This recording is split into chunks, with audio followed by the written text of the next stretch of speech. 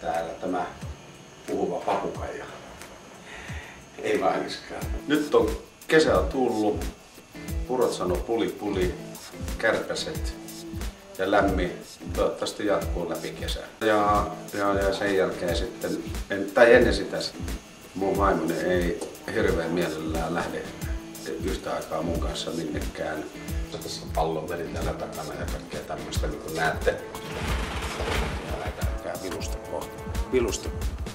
itseänne, koska joskus tulee sellaisia tilanteita, että paneluttaa ja sitten tulee kipeäksi kaikkea tämmöistä. Kaikki jäsenet ja Nassesedän puhuvat lapset.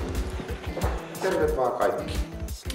Nyt on tullut se aika vuodesta, kun meidän uskonnon mukaan Jeesus syntyi, niin silloin Itämaan tietäjät toi erilaisia lahjoja